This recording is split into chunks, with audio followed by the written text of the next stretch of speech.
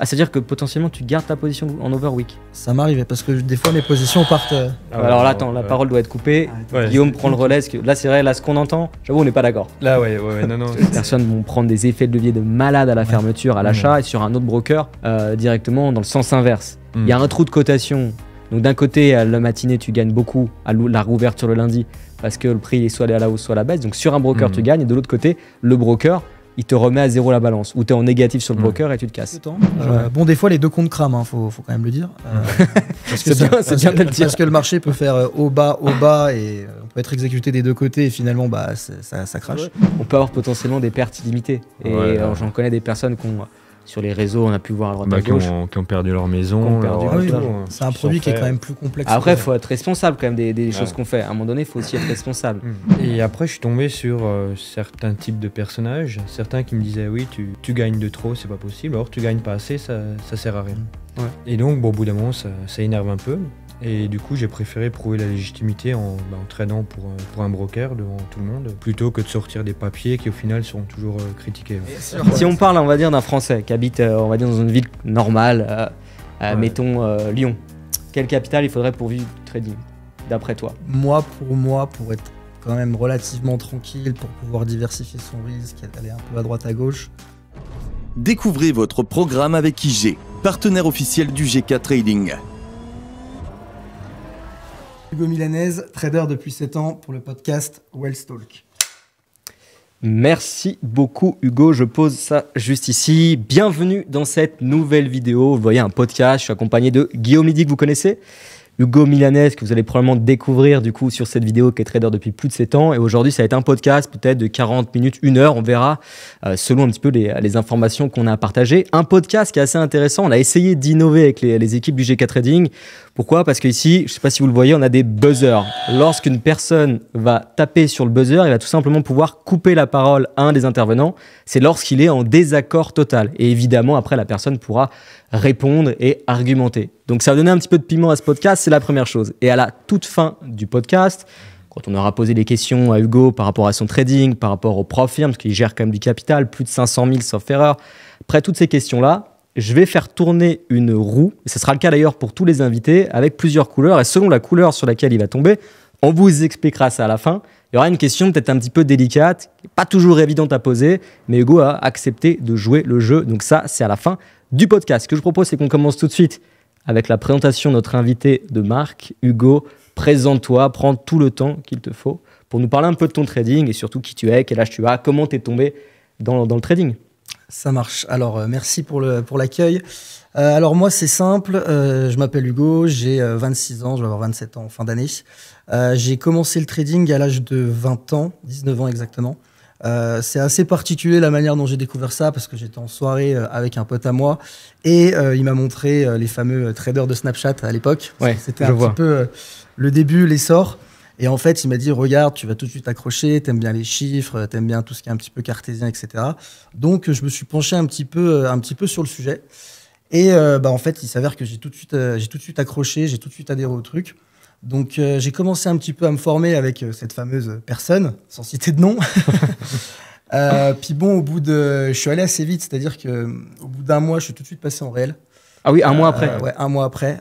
Donc, je pensais être formé parce que j'arrivais à faire des sous en démo. Donc, je me suis dit, ça y est, je suis le loup de Wall Street, comme un peu beaucoup au début.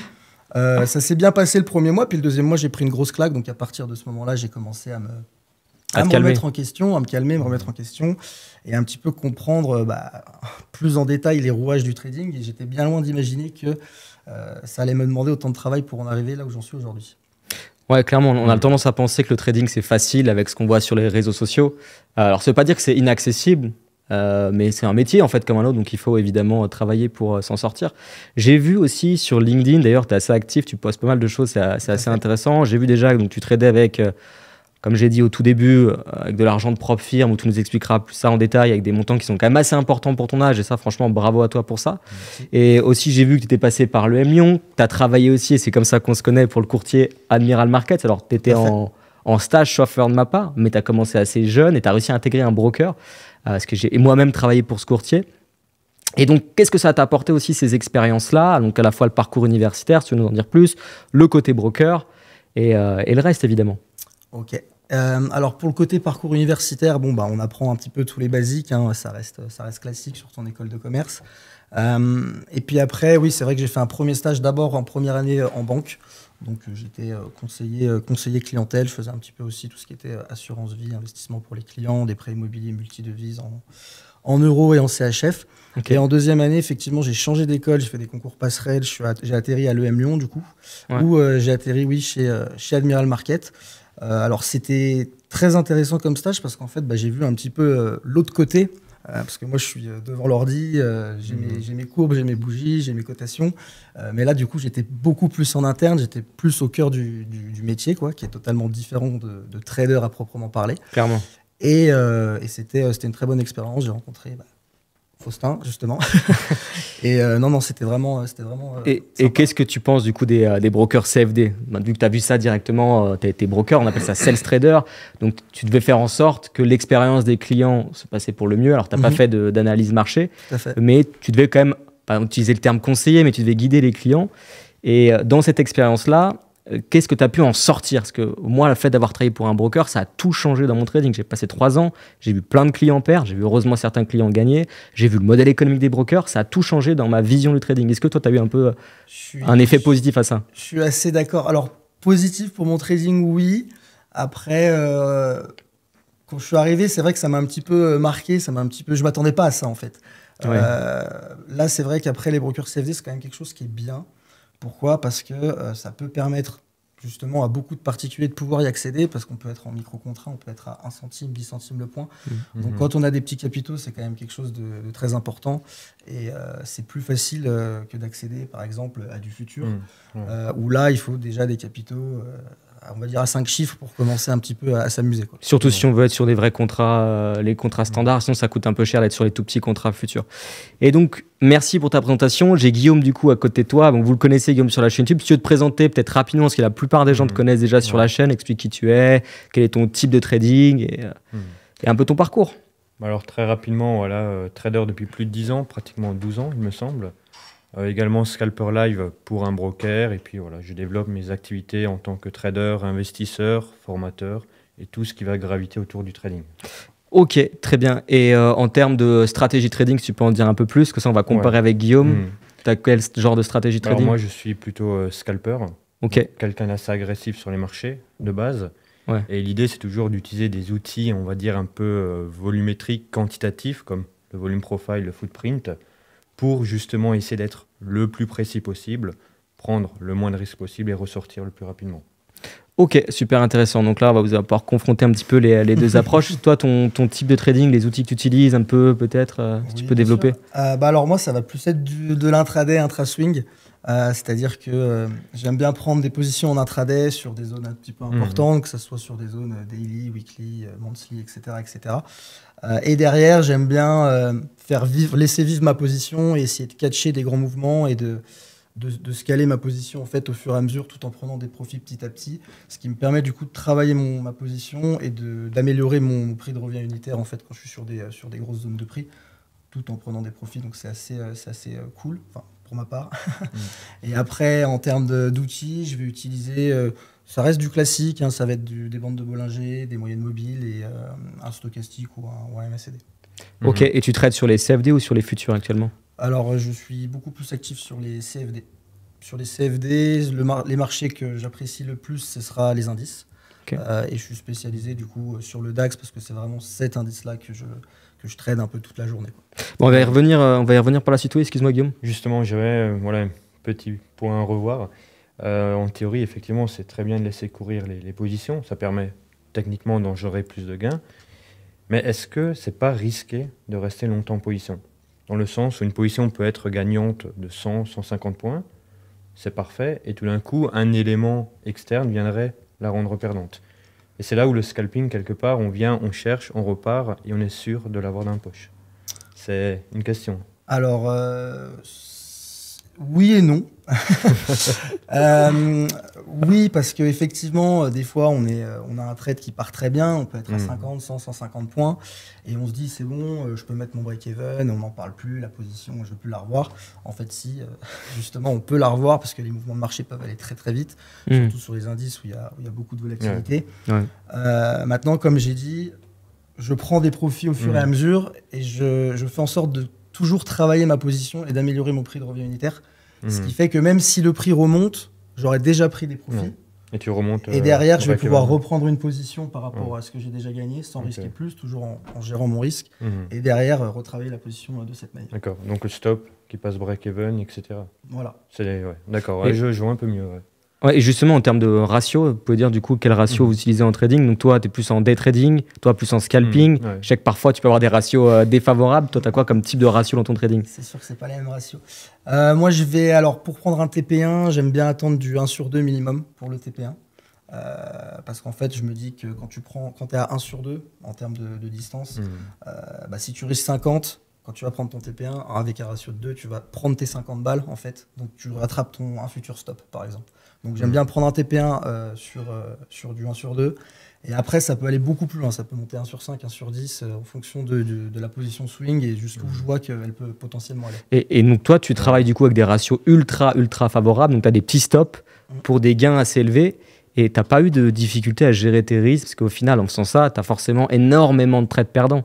C'est statistique ou mathématique, dans le sens où si tu as des stops serrés, forcément ils vont être touchés beaucoup plus facilement que tes objectifs. Ouais. Comment tu gères ça psychologiquement en fait?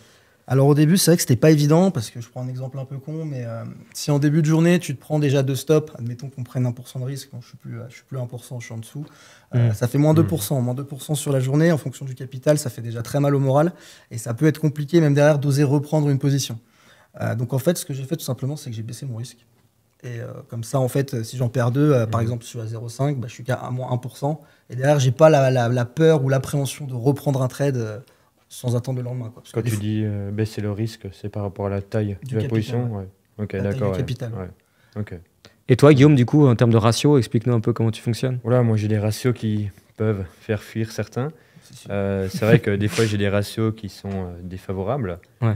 Mais étant donné que le taux de réussite est suffisamment important, ça compense. Donc après, c'est avant tout un calcul qu'il faut faire. C'est est-ce que je fais suffisamment de trades gagnants pour me permettre des fois d'avoir des ratios négatifs. Oui, tout à fait. C'est un ratio, une balance entre le win rate et le risk-reward. En fait. De toute façon, le ratio, je vois beaucoup de personnes sur Internet critiquer, par exemple mon trading, je le dis, moi je travaille avec des ratios neutres. Je risque 1 pour gagner 1, je risque 1000 pour gagner 1000, je risque 10 000 pour gagner 10 000. Bon, je prends rarement des positions à 10 000.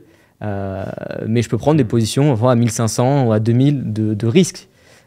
Quand on prend les trades avec ces montants-là, c'est vrai que ça peut faire peur de se dire on a des ratios neutres. Mais l'avantage qu'on va avoir avec des ratios neutres, et il y a beaucoup de gens qui ne comprennent pas ça, c'est qu'on va avoir moins de pertes. Donc on va avoir moins, entre guillemets, de stress ou de fluctuations sur le compte. On va gagner, perdre, gagner, perdre, gagner, etc. Et à la fin du mois, en fait, on va vérifier combien on a eu de trades gagnants. Donc la seule data qu'on va regarder, c'est on a eu plus de 50% de trades gagnants. Alors évidemment, il faut tendre à beaucoup plus. 60, 70%, c'est ce qu'on va chercher. Mais quand on travaille avec des ratios neutres et des ratios favorables comme toi, et ça je l'ai vu quand je travaillais pour Admiral Markets, c'est pour ça peut-être que tu l'avais aussi, les personnes ont des périodes où plein de trades perdants avec ces soi-disant ratios favorables qu'on voit sur YouTube, qu'on va vous vendre. Et derrière, les personnes elles vont s'envoyer en l'air, elles vont du coup vouloir rattraper les pertes, pas accepter de se prendre 5 trades d'affilée perdants, même si sur le papier, encore une fois, le ratio sol ne veut rien dire, il dépend du pourcentage de trades gagnants. C'est pour ça que moi, je continue de défendre le ratio neutre, en tout cas pour du day trading. Et cette approche-là que toi, tu mets en avant, j'ai un peu de mal, je pourrais buzzer, je vais pas le faire, mais attention, au prochain, je risque de buzzer. Est-ce que tu as peut-être quelque chose à rajouter par rapport à ça ? Non, moi c'est bon. Après, je comprends aussi cette histoire de ratio. De 1 sur 1, c'est un peu comme en scalping en fait. Parce que tu mets en avant en fait, l'espérance mathématique. Si tu as un stop à 20 et que tu cherches à prendre 4 points, tu as beaucoup plus de chances d'attraper les 4 points que de retourner à moins 20. Que de chercher ton stop loss. Mais quand ça fait mal, si on gère mal son risque, on est en difficulté. Après, je pense que ça dépend aussi de la situation du trader. Est-ce que c'est un trader qui a techniquement besoin de faire de l'argent ? Ou est-ce que c'est un trader qui n'en a plus besoin, qui continue juste de faire vivre ses capitaux? Et je pense qu'à partir de là, la psychologie, elle est totalement différente et que ça aide aussi à adapter le ratio, tu vois. De se dire, ok, j'accepte d'avoir 10 trades perdants peut-être, ou alors j'accepte d'avoir très peu de trades perdants, mais avec des positions plus petites. Après, c'est vraiment, je pense, un équilibre à avoir. Ouais, les deux mentalités se valent. C'est ça. Ouais, non, très bien. Là-dessus, on est d'accord. Alors toi, on va revenir sur ton premier compte réel. Donc là, le premier compte réel, moi personnellement, je le dis, hein, j'ai perdu de l'argent sur mon premier compte réel. Alors ça date, hein, c'est il y a plus de 10 ans. Ça donne un petit coup de vieux tout de même. C'était un petit compte, je crois, de 500 €, quelque chose comme ça.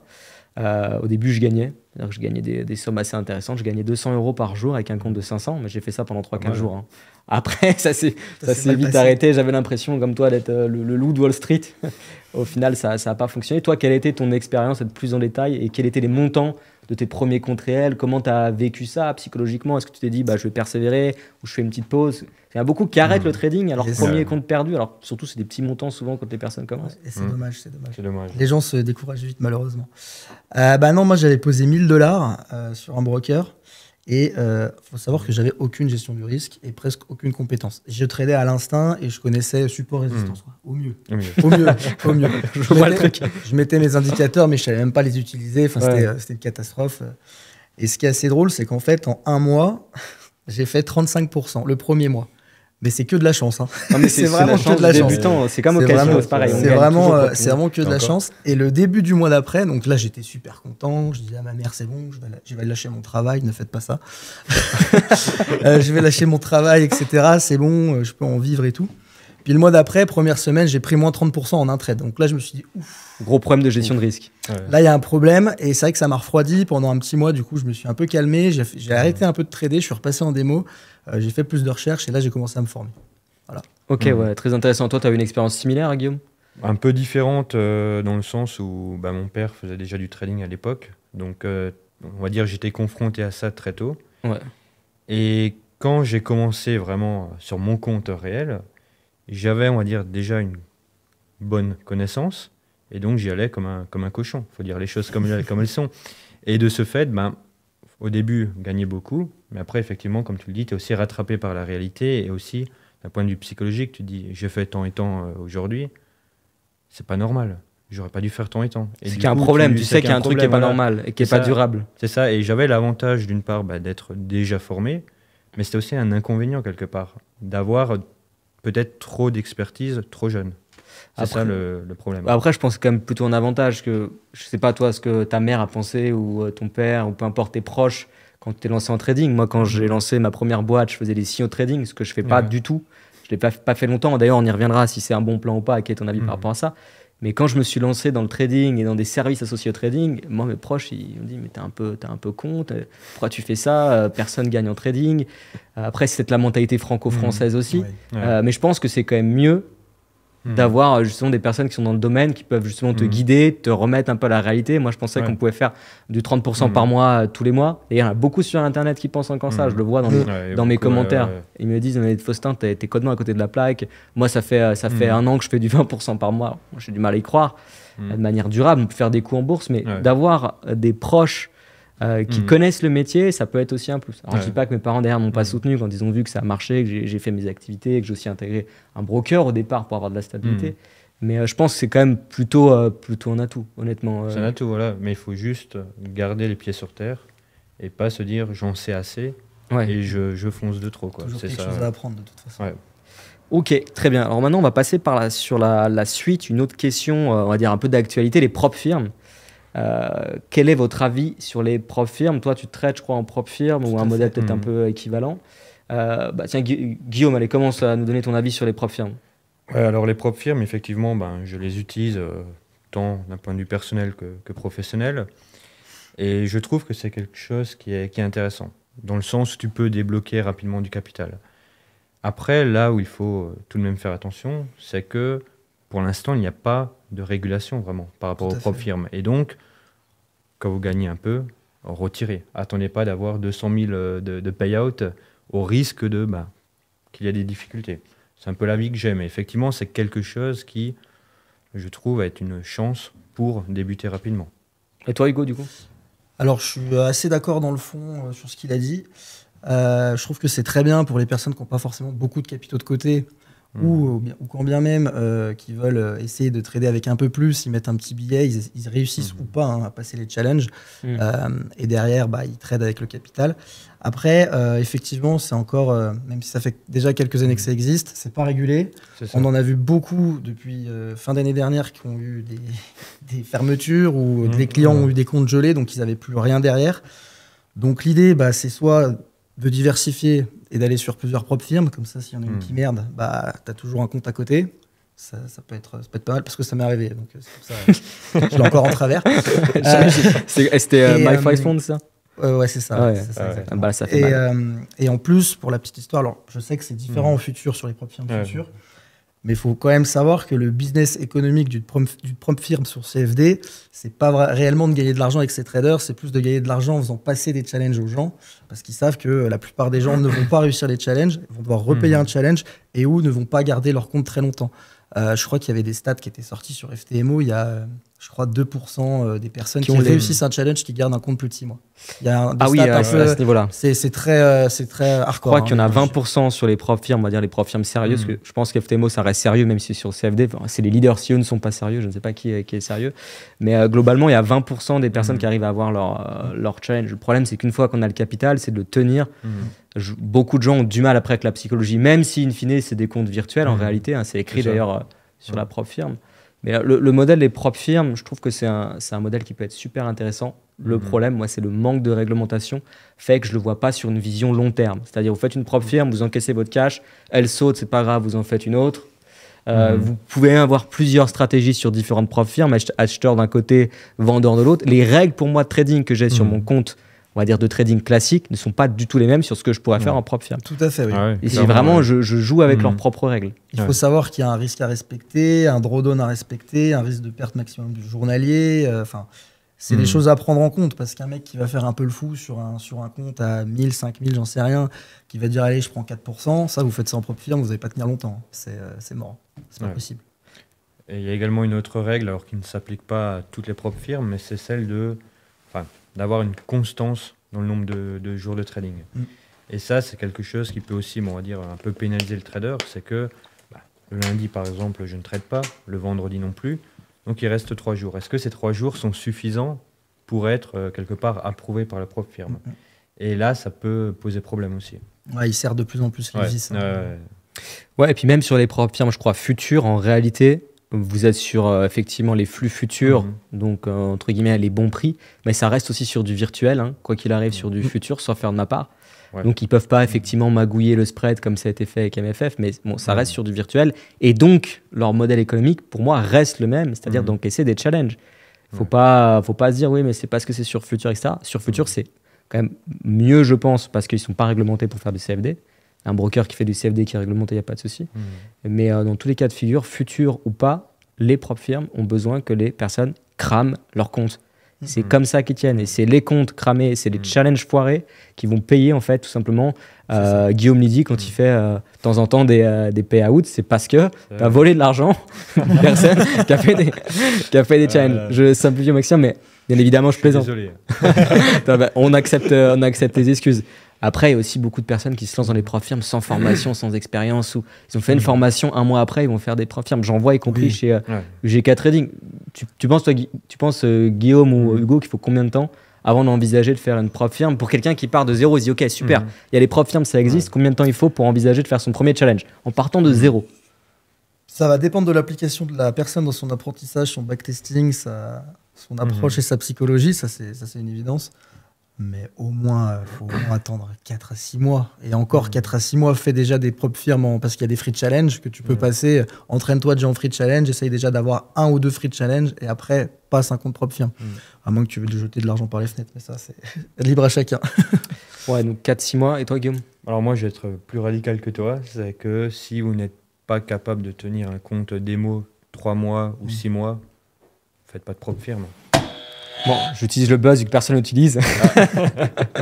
Ouais, je vais être plus radical parce que je l'ai vu, ça fait plus de 10 ans que je trade, j'ai formé pas mal de monde. Et pour moi, avant d'envisager le challenge propre firme, après vous êtes libre de faire ce que vous voulez, moi c'est juste des indications. Je pense qu'il faut déjà avoir eu un compte réel, même un petit compte réel, peut-être de 1000 €. Juste prendre des petites tailles de position sur CFD. Évidemment, c'est pas ça qui va vous arrondir les fins de mois, vous permettre de vivre.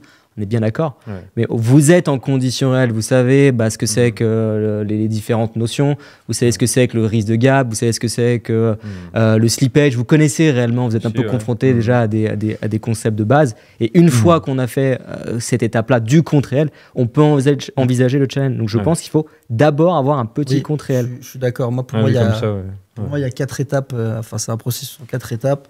La première étape, c'est se former, apprendre. La deuxième, c'est passer sur un compte démo, appliquer ce qu'on a appris.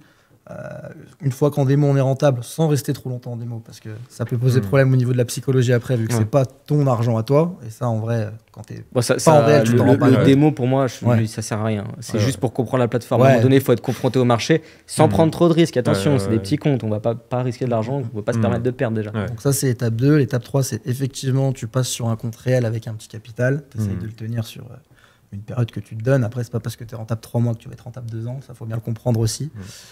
Et en 4, là, propre firme. Ouais, pour accéder à des plus gros capitaux. Au final, du coup, on est plutôt d'accord par rapport à ça.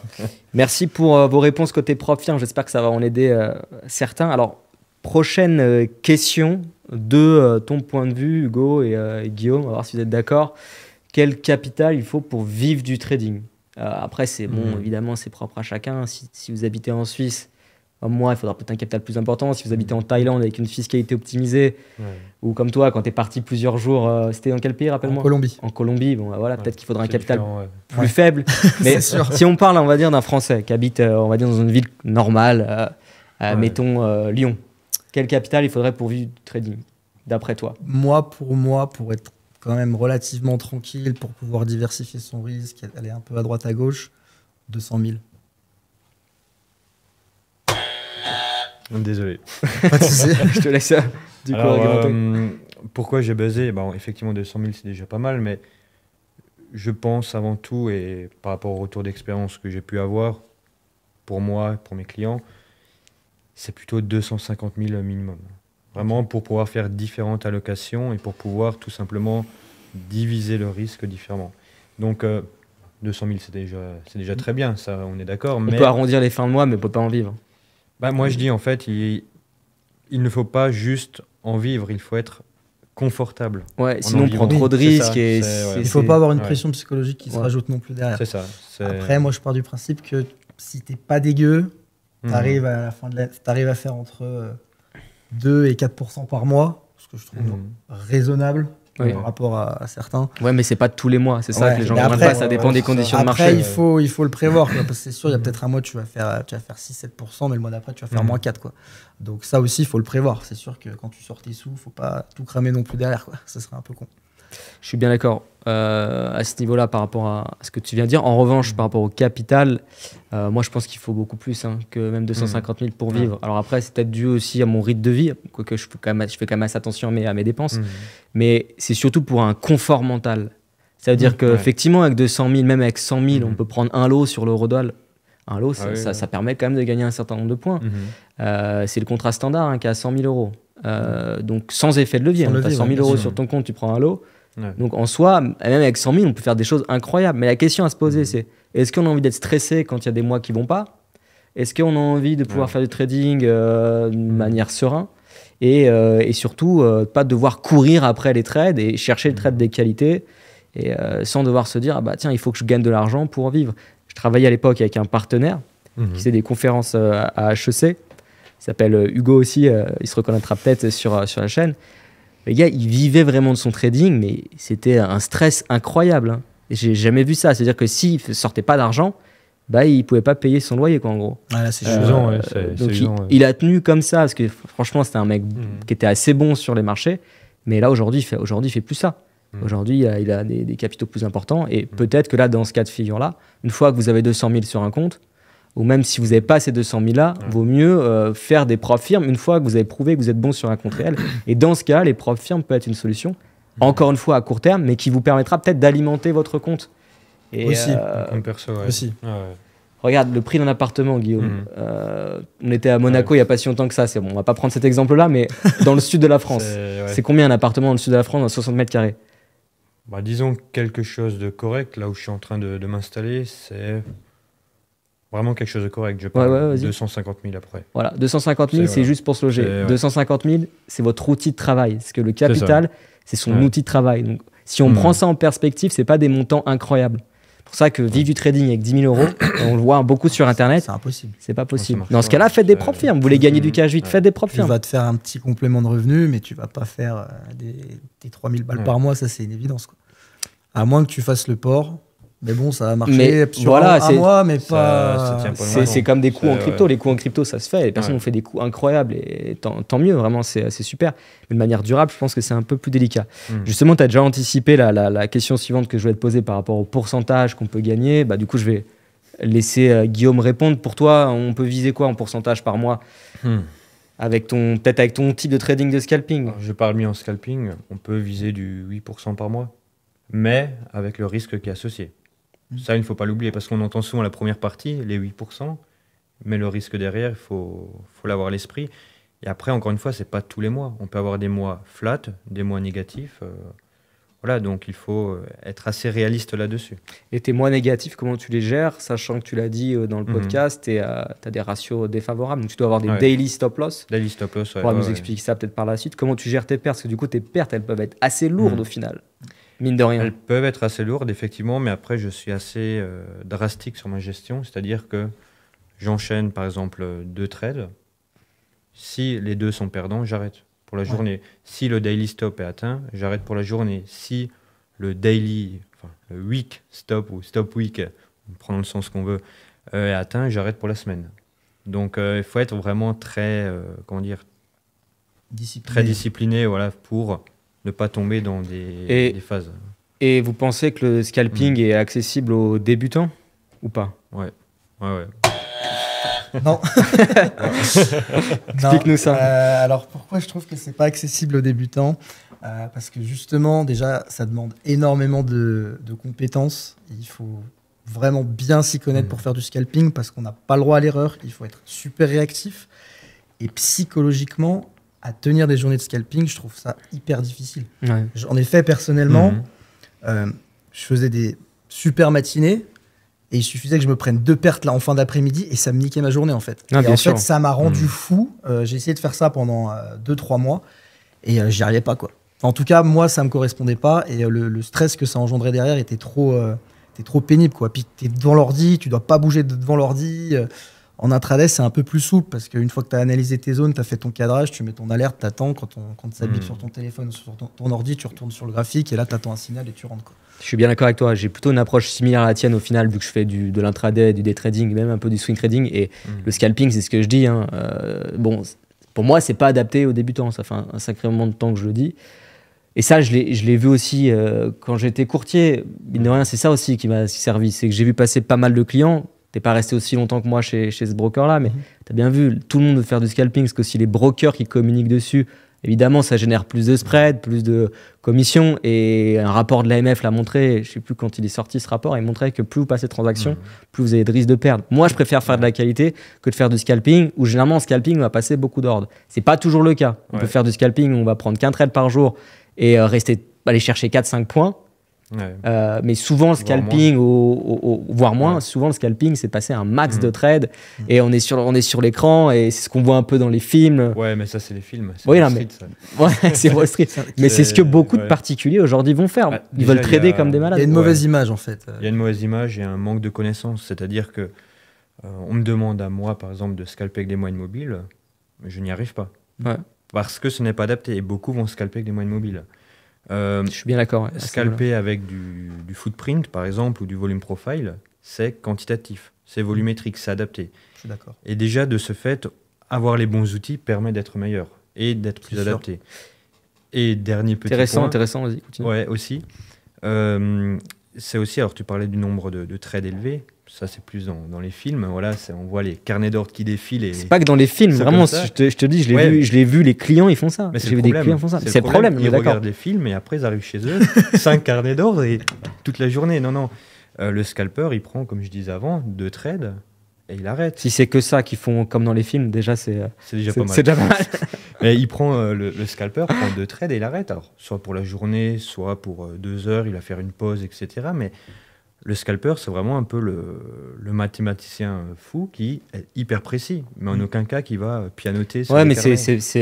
c'est pas le scalping qui est vu en tout cas par le grand public. Et du coup, tu as raison de donner des précisions. Après, voilà, moi je reste quand même un petit peu contre le scalping pour les grands débutants. Peut-être une fois qu'on a fait peut-être 3 mois de contre-réel en day trading et qu'on veut un peu faire de scalping avec justement les bons outils, c'est-à-dire moi je le dis à chaque fois, faire du scalping sur des CFD, pour moi c'est une connerie. Pourtant je trade les CFD, mais je fais pas de scalping.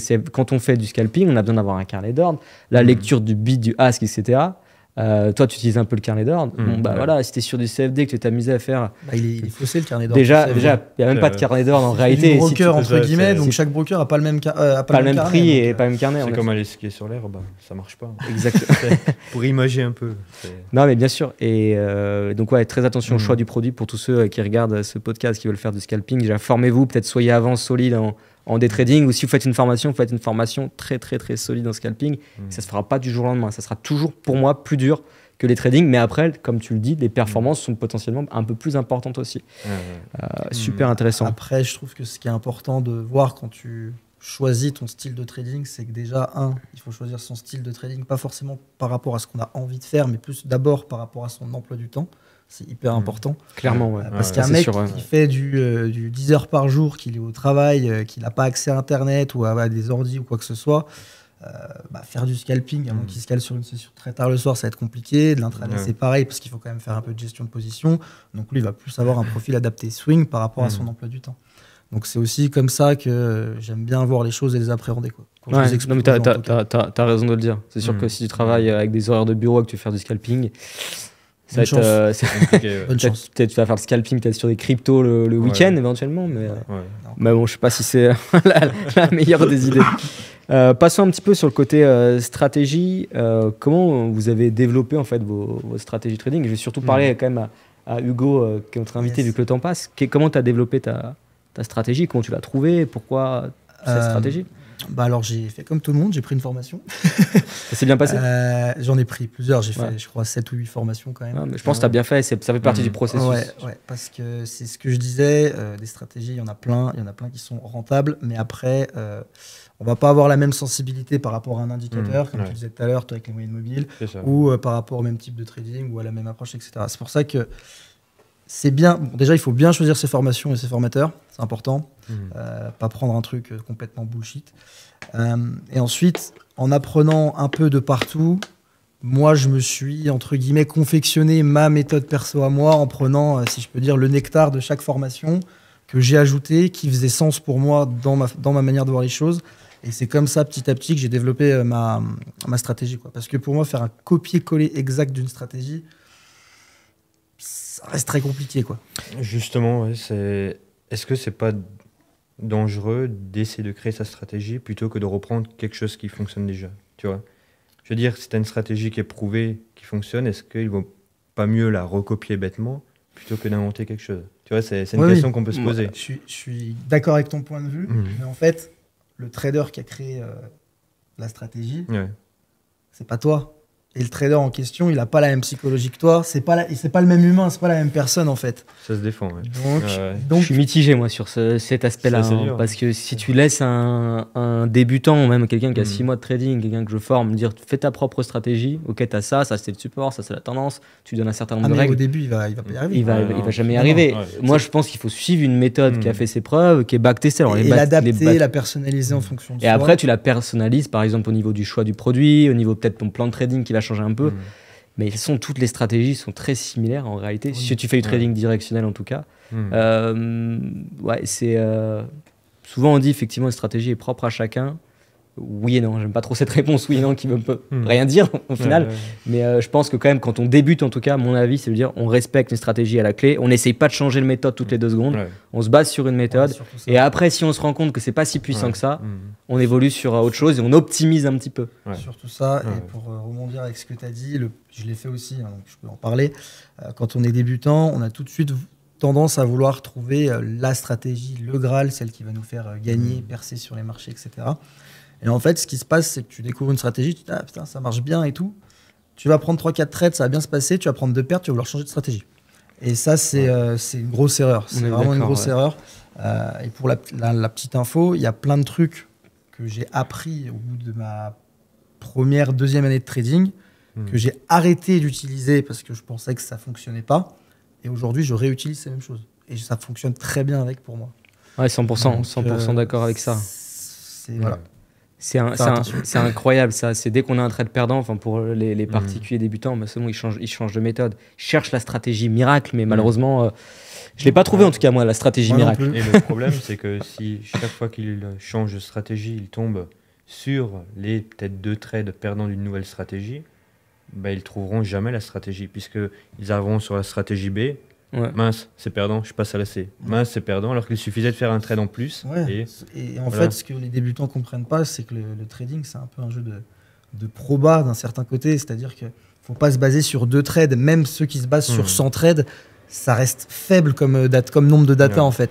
Moi, il y a un moment, j'avais fait un tableau Excel. Je crois que j'avais au moins 1500 data. J'avais tout fait sur TradingView.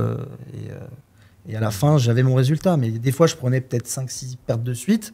Mais je savais que ma stratégie était viable sur le long terme. Je continuais quand même de l'utiliser, quoi. Et en fait, c'est à l'arrivée où tu te rends vraiment compte de si ça fonctionne ou pas. C'est pas sur 10 trades, c'est même pas sur 100 trades. C'est même pas sur 1 ou 2 mois, c'est même pas suffisant en réalité. Faut avoir une discipline. Ça, c'est super important. On est bien d'accord là-dessus. Par rapport aux fondamentaux, c'est-à-dire peut-être la lecture du calendrier économique, les résultats d'entreprise, comment tu l'intègres dans ton trading? Ou tu l'intègres peut-être pas, je sais pas, quelle est ton approche par rapport à ça? Si, alors j'aime bien, j'écris des revues macroéconomiques et géopolitiques hebdomadaires, donc je me renseigne quand même un petit peu. Sur LinkedIn ou pour un client particulier? Pour un client. Ok. Pour un client. Et du coup, je sais un petit peu ce qui se passe dans le monde, donc je le prends en compte dans mon trading. Bon, en ce moment, c'est un petit peu paradoxal parce que je trouve que l'économie va pas forcément très très bien, on n'est pas au meilleur de notre forme. Pourtant, tous les indices et les marchés sont sur leurs ATH, ce qui est assez paradoxal. Maintenant, donc je sais un petit peu ce qui se passe, j'essaye de faire en fonction du biais un petit peu directionnel global, mais aussi, ce que vraiment je regarde beaucoup, ça va être les annonces économiques, donc les plus importantes, hein, les 3 étoiles ou les 3 têtes de taureau, pour ceux qui connaissent. Sur investing.com. Sur investing, exactement. Et en fait, il y a plusieurs approches à avoir. Je sais qu'il y en a qui aiment bien trader les annonces éco. Ouh là là. Accrochez vos ceintures. Moi, c'est pas trop mon délire. Non, ce que je préconise, c'est que si t'es pas en position, que tu sais qu'il y a une annonce éco dans 5-10 minutes, en fait, t'attends que l'annonce passe et t'attends une petite demi-heure, voire 1 heure, histoire que le marché se calme. 1 heure pour absorber totalement la stat. Que tout se price, etc.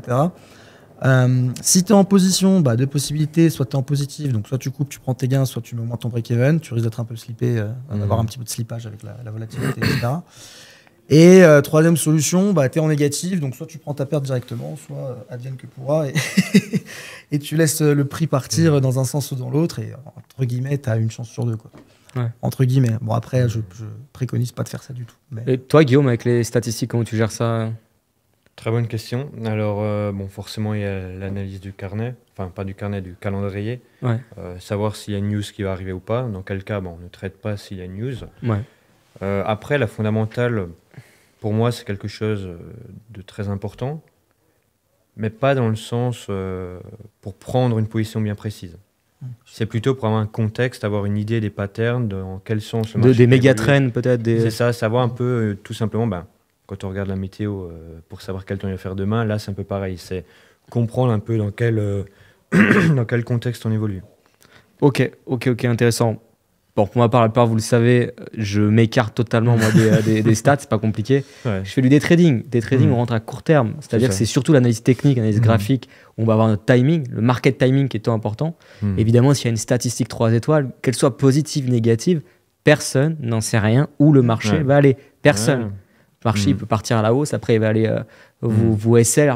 Ça va dans tous les sens, personne n'en sait rien. En revanche, pour le côté un peu contexte, bon là on peut le prendre en considération, il y a 2 éléments qui sont essentiels, c'est les taux d'intérêt, évidemment c'est lié avec l'inflation.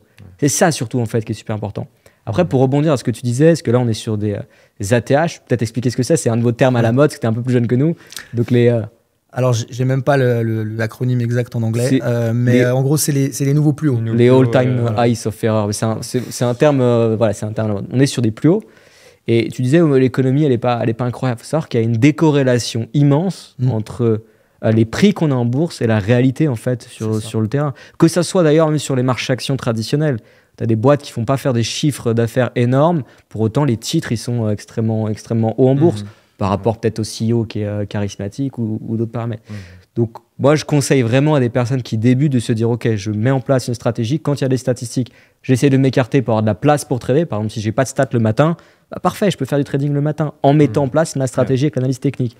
Et après, je me tiens au courant, évidemment, du contexte. Et surtout, j'essaie pas de faire d'anticipation avec des stats. Ça, pour moi, c'est quasi impossible. Et même au niveau des exécutions, quand bien même on saurait dans quel sens le marché va aller, en termes d'exécution, on se fait slipper de fou. C'est compliqué. Moi, les seules personnes que j'ai vu gagner avec les stats, j'en parlais sur le podcast que j'ai fait avec Chris, c'est des personnes qui sont dans les deux sens. À la fois à l'achat et à la vente, et je sais pas comment ils gèrent leur risque, c'est pas évident à faire. J'en ai vu un peu faire ça. J'ai déjà vu ça aussi. Les braquettes. Alors, je n'oserais pas le faire non plus, mais c'est deux mecs ils mettaient 500 balles sur un compte de trading et 500 balles sur un autre. Ils les séparaient bien distinctement. Et le mec, il faisait ça pendant... je crois que c'était pendant quand la Fed parlait, ou enfin des grosses annonces, où il y avait les taux, etc. Et en fait, sur un compte, par exemple, on était sur euro-dollar, il allait mettre un ordre d'achat un peu plus haut et un ordre de vente un peu plus bas. Et en fait, en fonction d'où le prix part, il y a forcément un des deux ordres qui va être déclenché.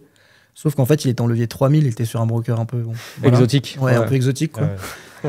Et en fait, il y avait un compte qui crachait et un compte où, si ça allait dans le bon sens, il gagnait beaucoup d'argent. Après, sur le broker exotique, est-ce qu'il peut retirer les fonds derrière? Alors oui, ça allait, il a fait ça pendant quelques temps. Bon, des fois, les deux comptes crament, faut quand même le dire. C'est bien de le dire. Parce que le marché peut faire haut, bas, et on peut être exécuté des deux côtés, et finalement, ça crache. Mais oui, je connaissais quelqu'un qui faisait ça, et il s'en sortait plutôt pas mal, quoi. Après, surtout, ce qui marchait, t'en as peut-être pas vu quand tu travaillais chez Admiral Markets, mais moi, en tout cas, mon rôle aussi dans mon job, c'était aussi de les repérer, les personnes qui trichaient en quelque sorte, avec les pré-close margin.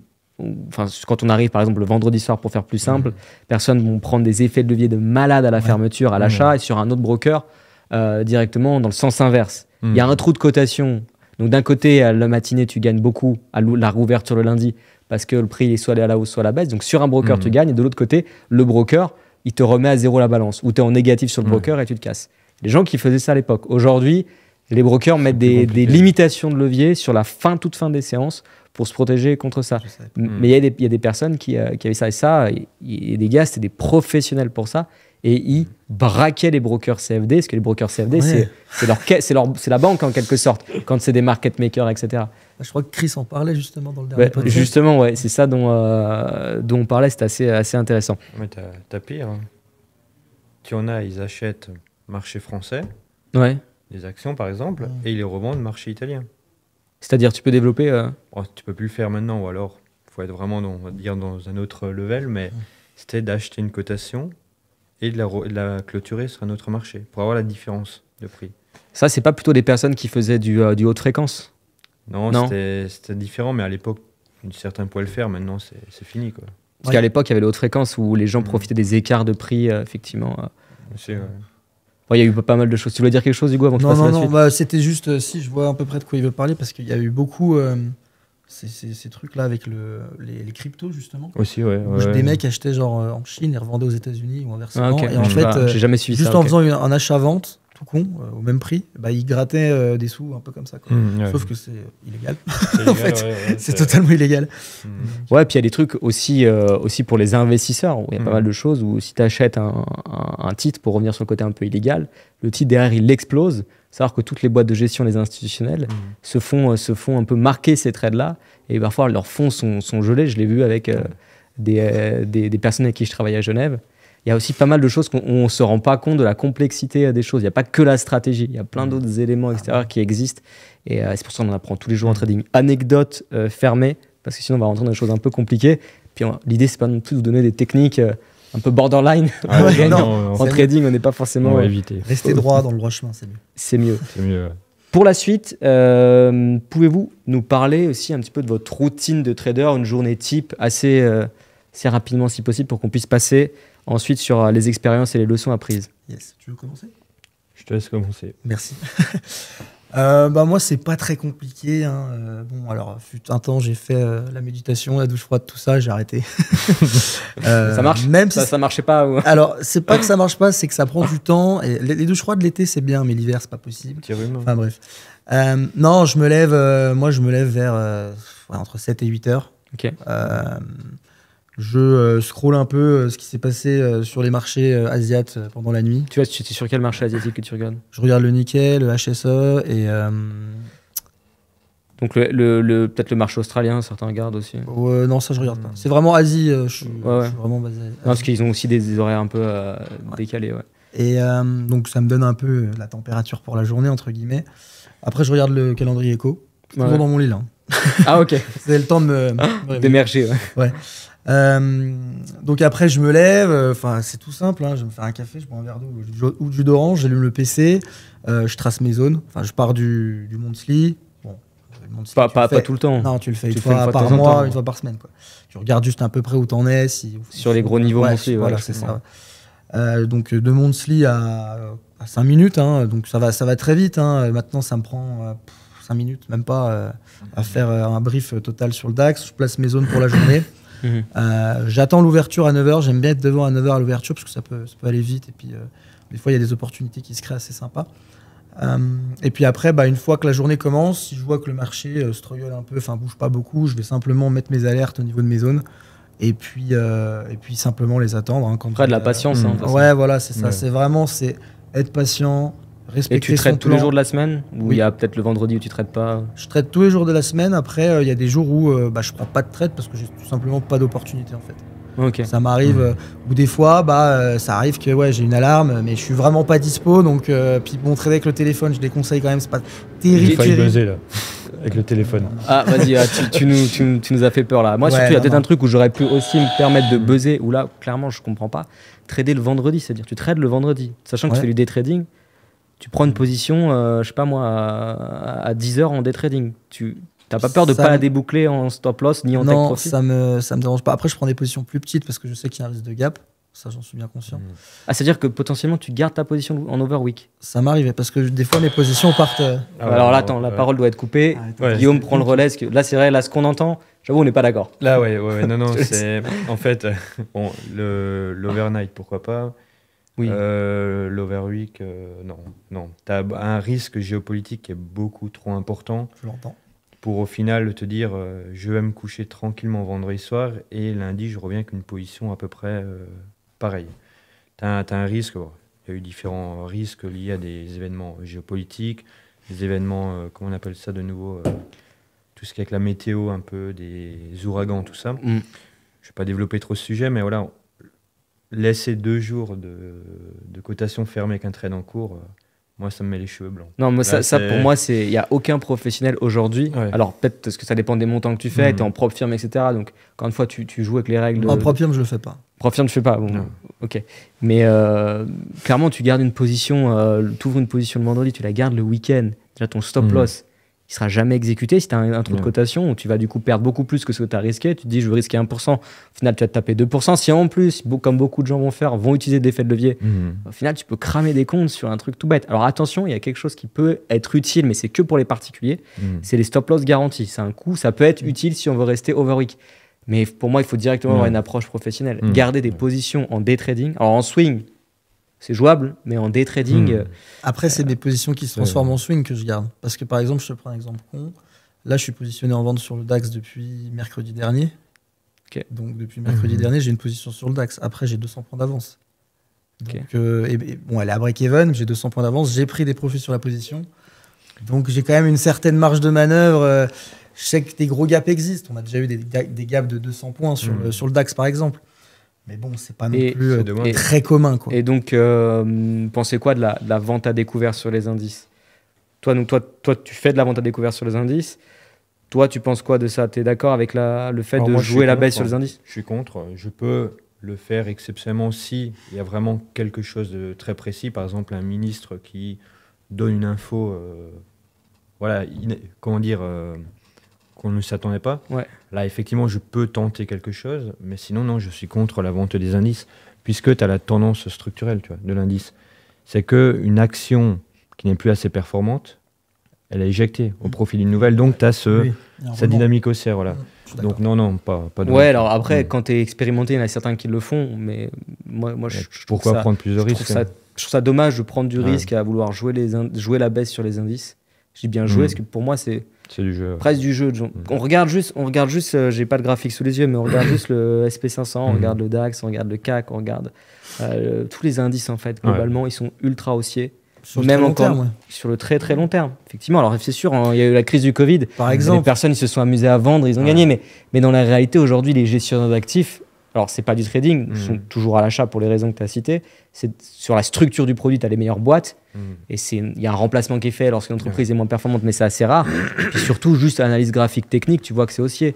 Donc j'aurais beaucoup de mal, moi, à faire de la baisse. Et j'ai vu trop de gens perdre à vouloir toujours jouer la baisse sous prétexte qu'on est des plus hauts. Les particuliers, ils vendent. Et on le voit si tu regardes le sentiment client. Ça, on le voit, ouais. Tu connais le sentiment client Bah, peut-être si tu veux détailler ce que tu l'utilisais un peu, je crois. Si tu regardes le sentiment client. Le détailler, pas spécialement, mais c'est tout simplement un peu comprendre où se situent les particuliers, les professionnels, un peu comprendre comment ils se placent et au final voir la différence de mindset par rapport à ça. Et encore une fois, pour vendre un indice, il faudrait qu'il y ait un événement extraordinaire, quelque chose. Genre comme le Covid. Ouais, limite pire encore, tu vois. Si donc t'es jamais vendeur, quoi, en gros. C'est très rare, voilà. Mais non, toujours à l'achat. Excuse-nous, hein, Hugo, c'est juste c'est un débat, il n'y a pas de bonne ou mauvaise réponse. Chacun a son avis. Non, il n'y a pas de souci. Non, mais en fait, c'est parce que je comprends que c'est plus facile d'acheter un indice, et même d'un point de vue éthique, vendre, c'est pas forcément bien vu. Bon, non, il y a toujours un acheteur, un vendeur, ça, c'est pas le problème. Mais parce qu'en fait, tu vois, par exemple, alors je me suis pris une grosse claque dans la gueule début février parce que j'étais vendeur et je me suis fait exploser. Je n'ai pas de honte à le dire. En plus, j'ai forcé sur le risque. Mais là, par exemple, je me suis rattrapé, je crois que c'était début ou mi-avril. On a eu une baisse de l'ordre de 5 à 7% sur les différents indices. J'ai vu un gap de rupture tout en haut en technique. Ça m'a permis de commencer à travailler une position vendeuse et j'ai pris toute la baisse presque jusqu'en bas. Donc ça a été très rémunérateur aussi. Et après, je me suis replacé à l'achat. Le principe. Non, mais heureusement, il y en a qui arrivent, heureusement, mais je trouve ça un peu dommage de faire ça. Mais ça ne veut pas dire que ça marche pas. Tu as aussi beaucoup d'expérience déjà, donc ça aide aussi à mieux, je pense, aborder les baisses. Voilà. En tout cas, un débutant, moi, je le déconseille à 1000% de faire de la vente. C'est mieux d'être dans le sens de la tendance de fond, secondaire, primaire, tertiaire. Enfin, c'est pareil, quoi. Théorie de dos. Très bien, théorie de dos, exactement. Bah, écoutez, on va pas tarder à arriver à la fin de ce podcast. On a encore peut-être 10-15 minutes. Et je voudrais quand même parler de produits. On a parlé rapidement de futurs, de CFD, et justement peut-être d'options, de turbo. Pour vous, sur les produits que je viens de citer, est-ce que vous avez un avis? Quel peut être un bon produit, un moins bon produit? Quel est votre avis un peu sur les futurs CFD, options, turbo, Varan, etc., etc. Alors, Varan Turbo, je ne connais pas trop, donc je ne vais pas m'exprimer là-dessus. CFD, on l'a dit tout à l'heure, c'est bien pour les particuliers qui ont des petits capitaux. Tu penses que c'est pas bien pour un professionnel, les CFD? Si, ça peut l'être. Je connais des professionnels qui traitent les CFD et les futurs. Tu avais la main proche du buzzer. Ouais, attention, j'ai eu peur. Et les options, c'est... T'as bien rattrapé le truc. Les options, c'est un très très bon produit parce que ça permet de se couvrir. Après, il faut un certain capital aussi pour que ça soit intéressant, je pense. Et c'est un produit qui est quand même assez complexe. Donc, peu importe le produit sur lequel tu vas, déjà, il faut commencer par le comprendre. Parce qu'il y a plein de gens, ils traitent un CFD, ils savent même pas ce que c'est en fait. Ah, c'est clair, ils comprennent pas. Il y a des mecs ils arrivent sur Futur, ils sont même pas au courant qu'il y a un rollover tous les 3 mois ou ce genre de choses. Qu'il y a une échéance et tout. Donc là, ça a vite posé problème dans certains cas, quoi. Donc il faut juste bien se renseigner sur le produit, savoir ce que tu fais, savoir là où tu mets les pieds.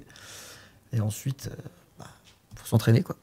Clairement. Ouais. Et toi, tu as un avis sur les options, peut-être les turbos, les alors là, je suis totalement d'accord avec toi. Effectivement, faut s'entraîner, il faut bien comprendre le produit qu'on utilise. Tu parlais des rollovers. Effectivement, un débutant, par exemple, qui ne s'est pas assez informé ne le saura pas et se fera striker là-dessus. Après, pour ma part, c'est plutôt les indices, matières premières. Voilà, ce sont des marchés qui me correspondent. Encore une fois, c'est propre à moi. Peut-être que Oui, monsieur oui. un tel sera plus aguerri sur, par exemple, les obligations. Là, Ouais, bien sûr. Ouais. Moi, juste par rapport au futur et au CFD, là, je suis d'accord avec toi à 100%. Souvent, il y a des personnes qui sont un peu snobs dans le trading qui vont dire je vais faire que du futur. Les CFD, c'est un market maker. Mais qu'est-ce qu'on s'en moque, c'est un market maker. Tant qu'il te fait tes bonnes exécutions, que tu fais pas du scalping, et que tu utilises le produit comme il faut et que tu es sur un bon broker. Nous, on travaille avec IG. Ils sont réglementés. C'est d'ailleurs même une banque ici en Suisse. Donc, il n'y a pas de souci pour faire du day trading. Peut-être je ne vais pas faire de scalping pour des raisons techniques du produit. Donc, chaque produit répond déjà à une demande. Et effectivement, les CFD peuvent tout à fait être utilisés par des professionnels. Il y en a en Suisse qui utilisent des CFD avec des montants qui sont assez importants. Alors après, c'est des gros brokers, ce qu'on appelle des prime brokers. Ils ne vont peut-être pas passer par les mêmes courtiers que monsieur, madame, tout le monde, client particulier. Mais au niveau des CFD, là-dessus, on est d'accord. Sur les futurs, pareil, c'est des produits qui sont incroyables, mais ça reste relativement lié au CFD. À différence que c'est des produits centralisés. C'est aussi effet de levier, on peut être acheteur, jouer la hausse, jouer la baisse. Bon, il y a le rollover. C'est des produits qui sont tout à fait intéressants et chaque broker a le même prix. Donc ça peut être super, notamment pour du scalping. Après, les turbos, c'est des produits qui sont aussi très intéressants parce que des produits listés. Et là où ça peut être intéressant pour les particuliers, alors c'est un dérivé des options. Certains vont lire dans les commentaires pourquoi tu parles des turbos, il faut mieux faire de l'option. C'est pour pareil, il y a toujours ces débats-là, mais encore une fois, chaque produit répond à une demande. Les turbos, il y a une barrière désactivante, donc c'est un peu l'équivalent d'un stop loss garanti. Donc une fois qu'on a pris son turbo et qu'on a sa barrière désactivante, on ne perdra pas plus que le montant, dans l'occurrence de l'équivalent de la barrière. C'est l'émetteur qui garantit ça. Souvent, ça peut être une banque, comme la Société Générale, comme Citi. Donc, ça reste des produits qui peuvent être assez intéressants. Encore une fois, il faut avoir une bonne stratégie parce qu'on peut avoir des effets de levier assez importants. Et je sais qu'IG, notamment, c'est pour ça que je me permets d'en parler, propose aussi les turbos et on a pas mal de clients qui s'y mettent et ils sont assez contents sur ce côté psychologique ou pas comme sur un CFD, je vais déplacer mon stop loss vers le bas. J'ai ma barrière qui est en gros l'équivalent du stop loss. Après, le dernier produit, c'est les options. Moi, je vais vraiment déconseiller à 150 000%, peut-être même plus, les options pour les particuliers. Ça ne veut pas dire que je ne suis pas d'accord avec ce que tu as dit. Ça peut être intéressant pour les stratégies de hedging et autres. Le problème, c'est que si on commence à faire de la vente d'options, dangereux. Ultra dangereux, comme tu dis, oulala, très dangereux, on peut avoir potentiellement des pertes illimitées. Et j'en connais des personnes qui ont... Sur les réseaux, on a pu voir à droite à gauche. Qui ont perdu leur maison. C'est un produit qui est quand même plus complexe. Après, il faut être responsable quand même des choses qu'on fait. À un moment donné, il faut aussi être responsable. Alors parfois, on n'est pas forcément responsable. On s'est fait guider de la mauvaise manière. C'est des choses qui peuvent arriver aussi. Il faut être responsable aussi de ça et donc bien connaître les produits sur lesquels on va intervenir. Je vous invite vraiment à vous renseigner sur ça.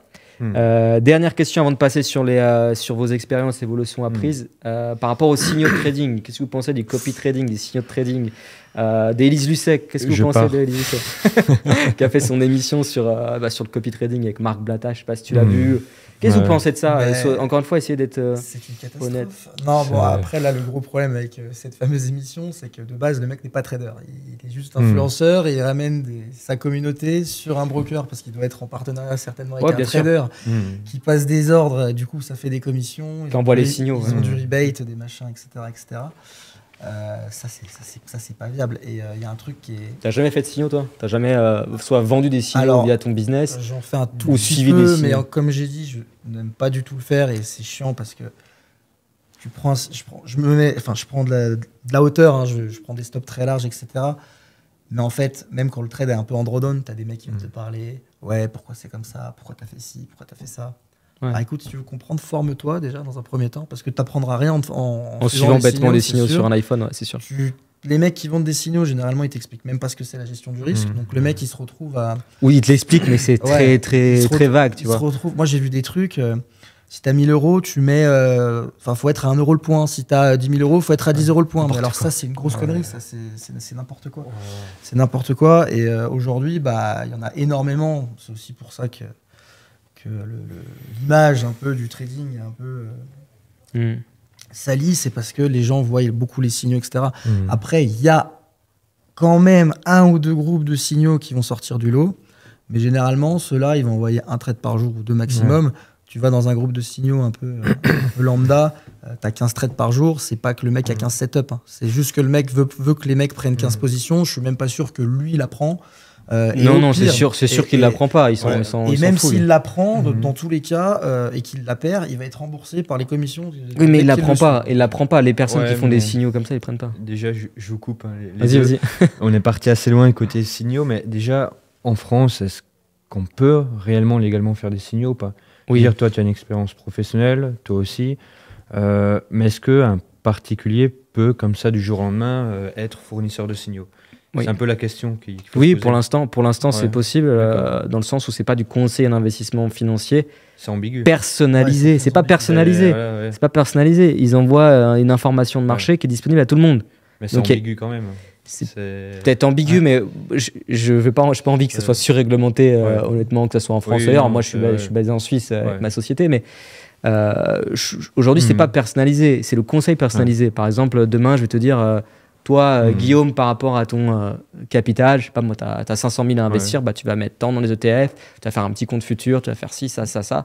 Ouais. Là, c'est du conseil personnalisé, parce que c'est propre à ta c'est session. propre, ouais. Les signaux, Ouais, c'est ouais. tout le monde a les mêmes informations. Donc, Ouais. a priori, c'est ça. En tout cas, c'est les retours que j'avais, Ouais. notamment à l'époque quand j'étais en France, parce ouais. qu'on faisait des choses qui pouvaient s'assimiler à ça. Je l'ai dit au tout début du podcast, sans faire de ma Mhm. part. Nous, on fait des signaux quand j'ai commencé. C'était pas du tout la meilleure chose à faire. Ouais. Mais on faisait des signaux sous forme d'ordre conditionnel. C'est-à-dire que Ouais, je ça vois limitait principe, ouais. le problème de market timing. On disait, bah, à Ouais. tel niveau, on va acheter. Pas Si dans, forcément bête. si dans la journée, on a le niveau qui va le chercher, bon, on y va. Si le lendemain, il n'y a plus, vous supprimez automatiquement. Ouais. Et donc, ça permettait d'avoir Mhm. des trucs un peu plus sérieux qu'on achète au marché où les mecs arrivent avec 10 minutes de retard. C'est déjà trop C'est tard ça, sur... c'est- ouais. Puis les gens comprennent pas forcément, ils rentrent quand même dans le marché. mais les gens comprennent pas. Et c'est pas bon. Les signaux, globalement, Ouais, ça, non, c'est pas... C'est mais un nid à problème, ouais. c'est un non.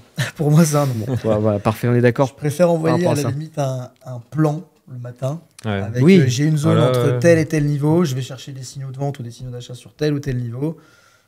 Si tu veux recopier mon plan, fais-toi plaisir, recopie mon plan, mais après, une fois que tu es dans la zone, tu te débrouilles. Tu Exactement. apprendras mieux tout seul et comme ça. Et puis c'est mieux de ne pas être dépendant de qui que ce soit, de toute façon, que ce soit en trading ou ailleurs.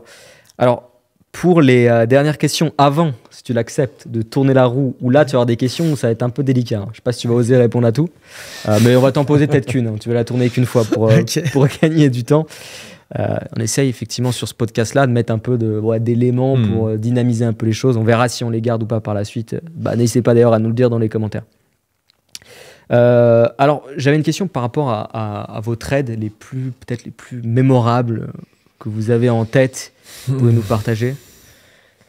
Hugo, tu nous as parlé tout à l'heure d'un mauvais trade. Bon ou mauvais? Bon ou mauvais, quelque chose qui t'a vraiment, vraiment marqué, ou ça a fait la différence, c'est un déclic. Alors, il y a un truc, c'est un trade perdant qui a vraiment fait beaucoup de choses dans mon processus d'apprentissage, dans ma tête en fait. Je me suis pris 3 patates. Parce qu'en fait, avec un pote, on avait, vous allez peut-être rire, mais c'est pas grave, on avait développé un petit algo de trading sur l'euro-dollar, forme de martingale, scalping. Ça marchait très bien au début. Toujours qu'au début. Comme au début. Comme à chaque fois. Non, mais j'avais posé 10 000 balles et je crois que le truc avait tourné 4-5 mois et il crachait quand même de 10-12% par mois. Donc en automatique, c'était quand même super cool. Donc on était très contents de nous. Puis en fait, un jour le robot était bloqué, il ne pouvait pas prendre plus de 27 positions. On pouvait y changer manuellement. Donc déjà 27 positions en martingale, bon, ça fait déjà gros. Ça pèse déjà beaucoup. Et en fait, je vois le marché monter, sans vraiment décaler du tout, enfin retracer rien. Et j'appelle mon pote, je dis, on est à 20 positions, et là, manque de peau, on venait de changer de VPS, donc on n'était pas sur le même bureau à distance, donc moi, j'avais pas les logs, et lui, il était en train de démonter son PC avec sa carte graphique et tout. Ok. Donc je lui envoie ça, il me dit, ah ouais, c'est la merde et tout, il remonte son PC en catastrophe. Au final, bon, le robot arrête de prendre des trades. S'il avait continué, on serait sorti en positif, sauf que malheureusement, le temps de tout faire et tout, ça n'a pas fait.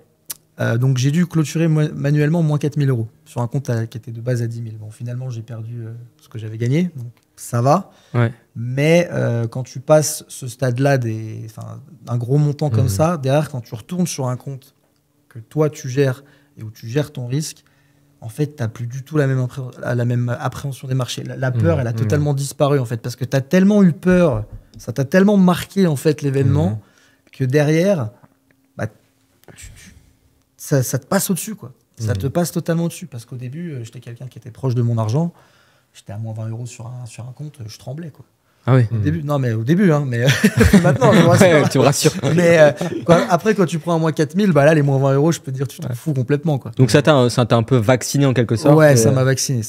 Mais faites attention Au robot trading aussi. Ouais, non, mais ça, tous ces martingales, ça, j'en ai jamais vu qui marchent, les martingales. Non, ça finit toujours par cracher parce qu'à un moment donné, le marché, il va faire un tout droit, que ce soit un gap, un sell-off, il peut y avoir plein de trucs.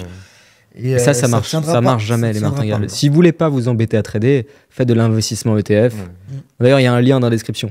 Ça me permet de faire un peu de pub. Faites de l'investissement ETF. Le trading, c'est pas forcément fait pour tout le monde. Si vous voulez gagner de l'argent sur les marchés sans rien faire ou pas grand chose, les ETF, c'est quand même relativement passif. Ça peut être intéressant ou même passer par une boîte de gestion. Alors, vous allez peut-être vous faire allumer au niveau frais. Mais si vous voulez un truc 100% automatique, oubliez les robots de trading sur MT4. En tout cas, les outils semi-automatiques, ça c'est pas mal. Ouais. Mais le 100% automatique. Pour t'aider à la décision. Exactement. Ouais. Et toi, Guillaume, par rapport à ton trade mémorable que tu pourrais avoir? Alors, mémorable, c'est sur des catalyseurs de marché. Donc, tu as des événements comme l'USD CHF qui avait décroché. C'est de reprendre ses niveaux. C'était fou ça. C'était dingue. C'était magique. C'était dingue, ouais. Mais bon. Vas-y, je te laisse continuer. Une autre période. Quand il y a des catalyseurs de marché, effectivement, là, j'y vais assez fort dessus, puisque ce sont des événements ponctuels, inattendus, souvent, qui, eux, vont avoir un impact très fort sur les marchés. Donc là, c'est les plus gros trades que j'ai faits. Après, pour les plus grosses pertes, c'était que j'étais mauvais, tout simplement. Et ça, c'est quelque chose qu'il faut le dire, c'est qu'on dit souvent, tiens, le marché n'était pas bon, le broker ci, ça. C'est faux. C'est de la faute du formateur, c'est de la faute du broker, c'est de la faute du marché qui est manipulé, c'est de la faute du voisin, de la voisine, etc. Ouais, donc d'accord. Faut se responsabiliser. Ça, c'est sûr, c'est important. Les plus grosses pertes que j'ai faites, c'est parce que j'étais mauvais. C'est-à-dire, bon, pas en forme pour X ou Y raison, mal réveillé, un truc qui me trottait en tête, etc. Et c'est là où j'ai eu les plus grosses pertes. Okay. Donc voilà. Et ça, pareil, c'est des choses qui t'ont un peu vacciné pour... On apprend tous les jours, de toute façon. Tous les jours, on en apprend, au final. On se construit jour après jour, au final. Ouais. Et je dis toujours qu'un trader, c'est en arrivant en fin de carrière qu'il peut dire si réellement ou pas il a été bon. Pas dans le point de vue que financier, mais dans le point de vue, comment dire, en français, comment on peut dire, est-ce qu'il s'est bien développé, tout simplement. Ouais. Et aussi une autre question, c'est quoi les conseils que vous pourriez donner à quelqu'un qui souhaite se lancer en trading? Je vais peut-être d'ailleurs poser uniquement la question à Hugo, sauf si tu n'es pas d'accord du tout avec ce qu'il dit, tu pourras buzzer. Mais pour qu'on puisse avancer sur la suite. Moi, franchement, je vais rebondir un petit peu sur ce que j'avais déjà dit au milieu ou en début de podcast, je ne sais plus. Dans un premier temps, il y a plein de contenus gratuits. Faut déjà aller checker, voir si ça te plaît ou pas, enfin si ça plaît ou non, parce que tu ne peux pas savoir du jour au lendemain si tu es prêt pour partir sur 5 ans, 10 ans là-dedans, parce que c'est quand même quelque chose, c'est un métier difficile, compliqué, accessible, oui, mais à tout le monde, oui, mais pas tout le monde ne sera rentable. Et il y aura un gros problème au bout d'un moment, c'est que même si vous avez une très bonne gestion du risque, même si vous avez une bonne stratégie, si la psycho ne suit pas derrière, vous n'y arriverez jamais. Et le problème, c'est que la psycho, à part vous vivre des expériences qui vous donnent des déclics, comme je disais juste avant avec ma perte par exemple, vous allez ramer. C'est très juste ce que tu dis. Donc voilà, faut contenu gratuit. Après, renseignez-vous bien sur la formation que vous allez prendre. Prenez pas n'importe quoi, réagissez pas à chaud. Formez-vous correctement. Testez votre stratégie un petit peu en démo. Après, derrière, vous passez sur un petit compte réel. Et si vous en arrivez là, après, je vous le souhaite, vous pouvez envisager de passer une propre firme et derrière avoir des plus gros capitaux, d'escaler son capital, etc. Et pareil, parce qu'il y a beaucoup qui font l'erreur. Moi, je connais des mecs qui tradaient avec 1000 euros, 2000 euros, et ils sont direct passés sur un compte propre firme à 200 000. Sauf que là, c'est pareil, psychologiquement, c'est pas les mêmes montants. Suivez les étape par étape. C'est pas les mêmes montants, donc c'est mieux d'y aller par palier. Si vous avez 1000, je sais pas, faites 5000, 10 000, après peut-être passer à 30, 40. Faut vraiment pas se brûler les ailes, faut prendre son temps. C'est vraiment, tout le monde le dit, mais je préfère le répéter, c'est pas un sprint, c'est un marathon. Nous, ce qu'on veut, c'est de la constance sur le long terme et de la discipline. Et en faisant ça, vous êtes déjà sur la bonne voie pour y arriver, entre guillemets, parce qu'il y a encore beaucoup d'étapes. T'es plutôt d'accord avec ce qu'il vient de dire? Franchement, rien à redire, ouais. Okay. Je suis d'accord, ouais. Bon, parfait. Non, c'est vrai, le besoin aussi de formation, je pense que ça reste quand même important, que ce soit gratuit ou pas. Il faut se former au maximum. Ouais. Après, il y a des formations qui sont pas trop chères, d'ailleurs, on peut le dire. Toi, tu vends aussi des formations. D'ailleurs, tu as une chaîne YouTube ou tu as quelque chose qu'on peut mettre dans la description? J'ai mon LinkedIn à la limite. Je suis pas mal actif. Ouais, ça. Après, non, sur les réseaux. Qu'est-ce que tu veux qu'on partage sur le podcast? Sur les réseaux, je suis pas énormément actif. Comment on peut te retrouver? Donc sur LinkedIn, du coup. Sur LinkedIn, ouais, Hugo Milanès dans la barre de recherche, tout simple. On mettra ton lien avec plaisir. Après, oui, je propose des coachings personnalisés sur 20 heures, en fait. Donc, j'appelle la personne, j'évalue un petit peu avec lui son niveau, ce sur quoi il a besoin de travailler. J'essaie de faire un truc un peu personnalisé et pas global, pour que même pour moi, ça soit plus interactif et intéressant, en fonction des personnes que j'ai. Et à côté, alors ça c'est la petite exclue, mais c'est pas encore sorti, je vais sortir une formation beaucoup moins chère avec des paiements mensuels pour que ça soit plus accessible au plus grand nombre.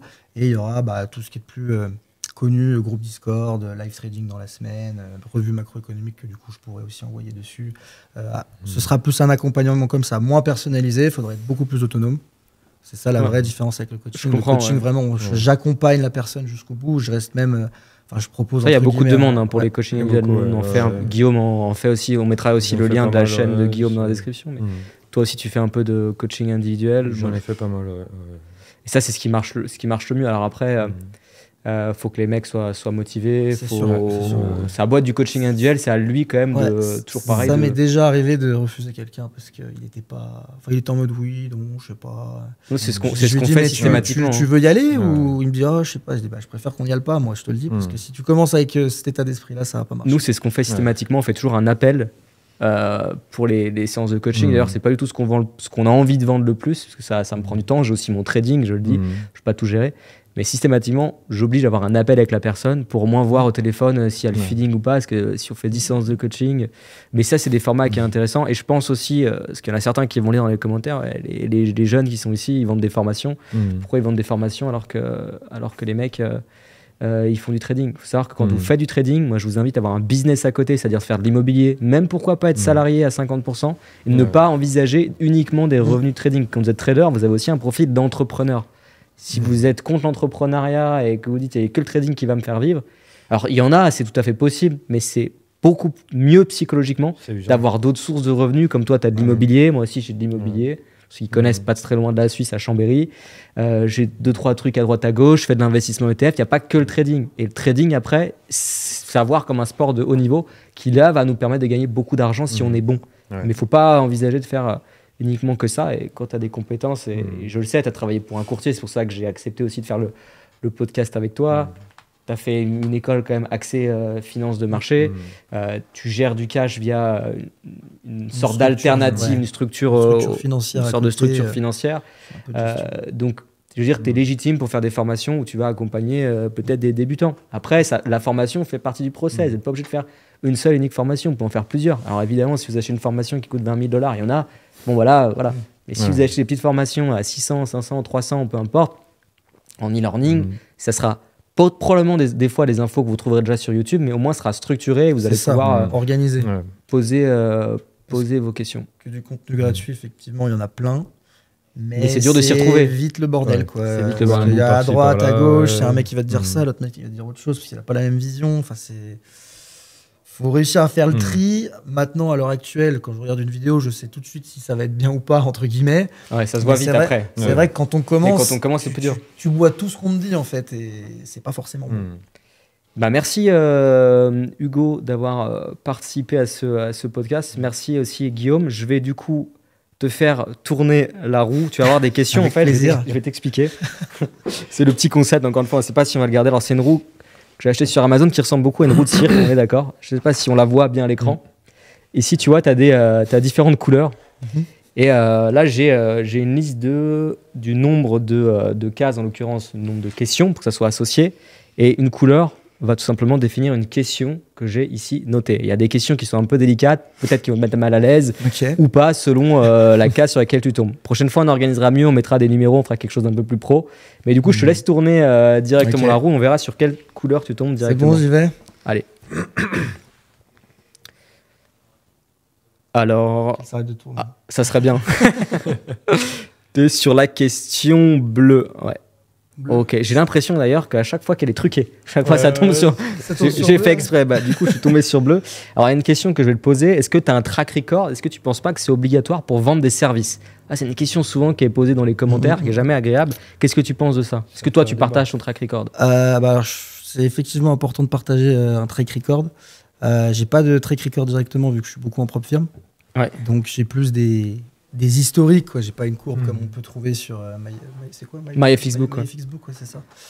Donc ça, j'en ai pas. Quoique dans la structure dans laquelle je suis, si, ils m'en ont fait un. D'accord. Je viens d'y penser. Ok. Et d'ailleurs, il est dans le Discord de la structure dans laquelle je suis.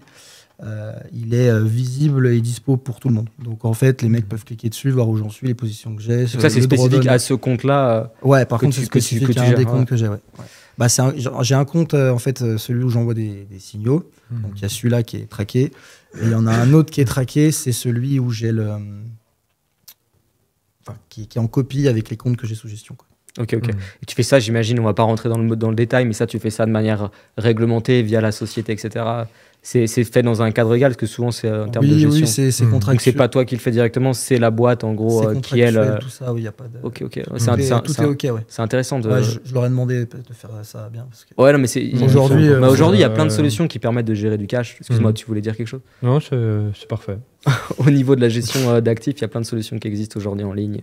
On peut le faire dans un cadre légal, en se baquant. Par exemple, on a DarwinX DarwinX classique ou même DarwinX Pro qui permettent de le faire.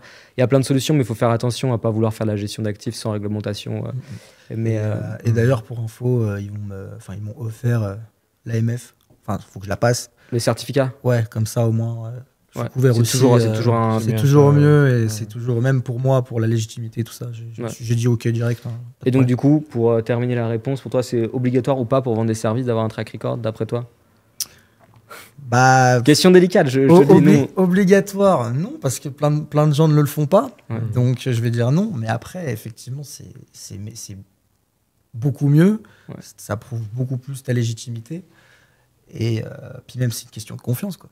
Je comprends. Parce que on peut raconter du vent depuis 1 heure, si ça se trouve. Ouais, tout à fait. Et toi Guillaume, tu penses que si tu veux répondre à cette question? Ouais, alors moi, au début, je partageais le track record pour justement prouver ce que je dis. Ouais. Et après, je suis tombé sur certains types de personnages, certains qui me disaient oui, tu gagnes de trop, c'est pas possible. Or, tu gagnes pas assez, ça sert à rien. Ouais. Et donc, au bout d'un moment, ça énerve un peu. Et du coup, j'ai préféré prouver la légitimité en tradant pour un broker devant tout le monde, plutôt que de sortir des papiers qui, au final, seront toujours critiqués. Ouais, c'est ce que je faisais. Moi, c'est ce que je faisais aussi à l'époque. Je partageais on a eu exactement la même retour par rapport à ça. Moi, je partageais à l'époque mes trades, sauf qu'il y a aussi des moments où moi, je trade pas pendant 2 semaines, ça peut m'arriver. Encore une fois, moi, je suis, entre guillemets, j'ai cette chance-là d'avoir cette liberté-là. Et surtout, quand tu partages un track record, on va dire les montants sont pas vrais.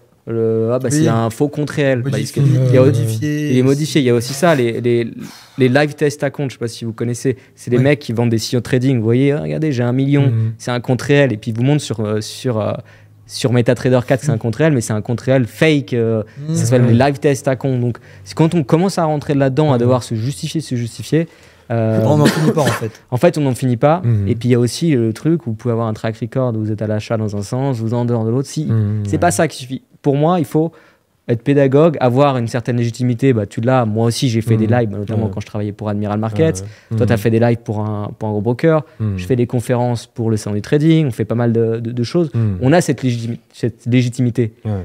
Après, aux personnes ou pas de nous faire confiance. Mais le track record, je ne connais pas un seul formateur sur le long terme qui a partagé un track record, parce que ça part toujours en vrille à un moment donné ou à un autre sur les réseaux sociaux quand on partage ce type d'infos. Même quand tu partages, je prends un exemple con, mais c'est la première fois où j'ai eu affaire à une personne un petit peu pas très cool sur les réseaux, sur LinkedIn. Je partage, je suis pédagogue, j'essaie de donner un petit peu de mon expérience et tout. C'est intéressant, en plus tu postes tous les jours presque sur LinkedIn. Ouais, 3 fois par semaine minimum. Ouais. Ah ouais, non, c'est bien, super. Et en fait, il y a un moment donné, c'était la semaine où je vendais mon coaching, donc j'ai peut-être voulu faire un petit peu briller les yeux de tout le monde. J'ai mis un bon gain que j'avais fait sur un compte propre firme. En plus, il y en avait plusieurs. Les lots n'étaient pas les mêmes. Donc, lots critiqués. Pourquoi c'est pas les mêmes lots? Simplement parce que mon stop n'est pas à la même distance, donc je vais pas mettre les mêmes lots, c'est normal. Le mec était là, il essayait de chercher la petite bête. C'est tout à fait ça. T'as gagné tant, je crois que c'était de l'ordre de 4 000 € parce que j'avais fait une bonne journée. T'as gagné ça, c'est pas possible, c'est du fake. Il y a toujours des mecs de toute C'est ça façon. qui est compliqué sur les réseaux. Même un mec qui va faire de la... C'est con, hein, mais même un mec qui met des vidéos de cuisine sur les réseaux, qui veut t'apprendre à faire un poulet fridge, n'importe quoi, il y a un gars qui va venir et qui va l'insulter dans les commentaires parce qu'il a laissé le poulet 3 minutes de trop. Ouais, après ça fait... Les gens ont... Après, ces gens-là, pour moi, si vous avez cette mentalité, c'est un peu dommage pour vous, pour le créateur de contenu aussi, parce que ça fait pas forcément plaisir. Si vous aimez pas le contenu, bah, switchez, allez voir ailleurs. Bien sûr. Après, ça fait partie du jeu. Oui, bien sûr. Ce qui est cool... les haters alimentent aussi ton feed. Donc bon. Ouais. Bon, on préfère toujours les commentaires, positifs. Et puis, voilà, sur YouTube, il y a aussi une modération. Hein. Par exemple, on a des termes qui peuvent pas être dits, sinon le commentaire passe pas. On n'est pas fou, tout le monde fait ça. Pareil sur les lives. Sur les lives, on a de la modération. Après, on a de la chance sur UGK Trading, ce qu'on remarquait avec mon équipe avec qui je travaille, on a des commentaires qui sont quand même assez positifs. Les gens sont plutôt cool, mais après, nous, on n'est pas dans un discours non plus trop vendeur de rêve. On le voit ici dans ce podcast. Là où ça pose plus de problèmes, c'est devenir millionnaire du jour au lendemain. Ces gens-là se font allumer sur les réseaux. À la limite, on peut presque comprendre. Mais dans ce cas-là, je pense qu'il vaut mieux dire allez, on switch sur un autre sujet. Je te laisse le mot de la fin, Guillaume. Tu voulais parler aussi du mastermind, je crois. Ouais, effectivement. Alors, j'organise avec Faustin, qui est co-organisateur, un mastermind à Barcelone le 27 et 28 septembre 2024. Et en fait, l'idée que nous avons eue, puisque voilà, j'ai la chance d'être épaulé par Faustin, c'est de regrouper plusieurs experts, donc des personnes qui sont reconnues depuis de nombreuses années, qui ont la légitimité et les compétences, de les regrouper à un même endroit pour coacher des personnes pendant 2 jours. Ouais. Donc ça, c'est le mastermind de Barcelone. Okay. Voilà, au soleil, ça fait aussi du bien, il faut dire ce qui est. Ouais, surtout en ce moment. Surtout en ce moment, voilà. Et donc, forcément, si vous êtes intéressé, vous connaissez... Le lien sera dans la description. Est-ce que tu peux juste nous dire peut-être quelques intervenants qui seront présents ? Déjà Faustin, ici présent. Je vais intervenir, mais Ensuite, Marc Raffard, donc, qui a travaillé pour un émetteur d'ETF. Donc, voilà, quelqu'un qui va vraiment travailler au cœur du métier. Il y aura également Bernard Prat-Dessau, donc ancien gestionnaire de hedge fund, voilà. En Suisse d'ailleurs, je crois. Et il y aura encore un autre intervenant, 1 ou 2. Il faut encore qu'on termine d'organiser ça. Et encore une fois, ça sera l'occasion de pouvoir rencontrer et être formé par des professionnels, des personnes qui sont dedans depuis 30 ans. Bernard, ça fait plus de 30 ans qu'il est sur les marchés. Il a travaillé pour un fonds. Il a fait ses preuves. Et puis, voilà, c'est pas un gamin de 20 ans. Je ne dis pas qu'on n'est pas compétent à 20 ans, mais c'est vrai que pour le coup, il a une énorme légitimité par rapport à ça. Et Marc, juste pour préciser, ça sera sur le côté ETF, sur comment avoir une stratégie d'investissement grâce aux ETF avec le DCA dynamique. Et donc l'idée à l'issue de ce mastermind, c'est de progresser dans son trading sans pour autant changer complètement de méthode, mais peut-être un petit déclic qui fera la différence. Parfait, publicité terminée. Merci à tous d'avoir suivi ce podcast. Merci beaucoup, Hugo. Et puis, si tu veux venir à Barcelone, tu es le bienvenu et tu n'auras pas besoin de payer. Tu viendras apporter un peu ton expertise. Écoutez, avec plaisir, si je suis dans le coin. Parfait. Merci à tous. Ciao les gars. C'était votre programme avec IG, partenaire officiel du GK Trading.